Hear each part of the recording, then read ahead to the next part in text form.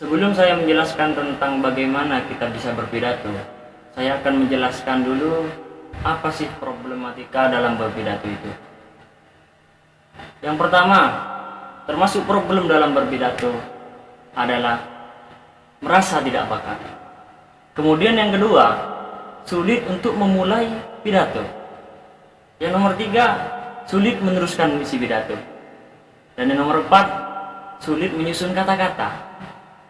Dan yang nomor lima, ingin meniru gaya orang lain, tapi dia tidak bisa. Dan bagaimana cara mengatasi hal ini?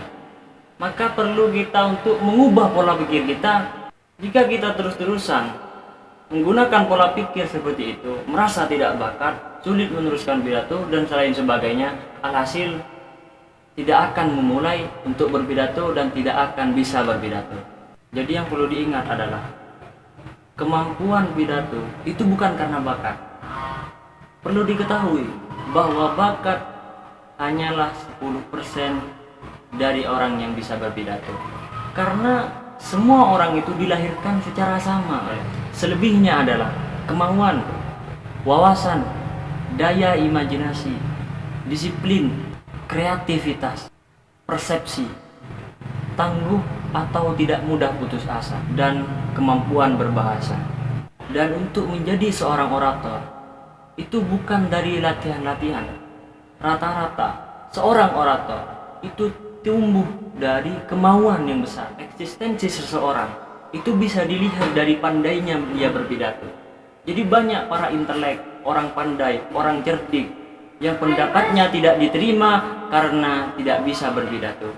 Pidato bukan suatu seni yang hanya bisa dilakukan oleh orang berbakat, melainkan termasuk keterampilan yang dapat dilakukan oleh orang biasa yang berminat. Setelah kita tahu bagaimana problematika tersebut, maka yang perlu untuk dipegang oleh seorang orator adalah metode ATM. A, yaitu adalah amati. Memperhatikan orator-orator handal cara dalam berpidato, lebih tepatnya dalam gaya bahasa dan juga intonasi dalam berpidato. Kemudian T, tiru. Setelah kita mengamati dan menelisik seorang orator handal, cara selanjutnya adalah untuk meniru dari apa yang telah kita amati. Kemudian M, modifikasi. Mengubah besar kecil dari gaya bahasa orator handal supaya lebih menarik perhatian audiens untuk selalu mendengarkan pidato kita. Setelah kita mengetahui metode ATM yang telah saya sampaikan, saya akan memberitahukan tentang ada 4 metode penyampaian dalam berpidato. Yang pertama adalah impromptu, atau lebih tepatnya spontanitas. Seperti kita langsung ditunjuk oleh orang lain secara dadakan. Jadi berpidato tanpa ada persiapan terlebih dahulu dan mengandalkan pola pikir di saat kita berpidato secara langsung.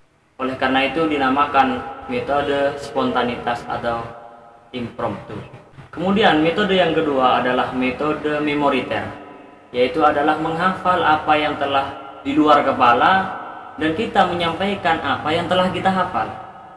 Seperti halnya perlombaan atau festival lomba pidato dan lain sebagainya, dengan cara menghafalkan teks naskah luar kepala, atau juga bisa dikatakan dengan dobet soder.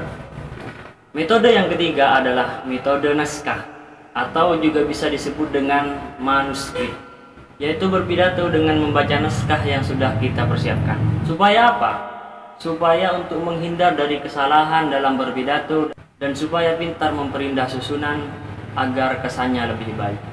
Metode yang keempat adalah metode ekstemporan, yaitu membuat catatan-catatan kecil atau poin-poin penting dalam berpidato, kemudian dipaparkan saat kita berpidato. Seperti beberapa ayat Al-Quran dan hadis yang sesuai dengan isi pidato kita. Dan dari 4 metode tersebut, metode yang paling populer atau sering digunakan oleh para dai-dai kondang adalah metode yang keempat, yaitu metode ekstemporan. Karena pembicara akan mudah runtut dan juga sistematis dalam berpidato.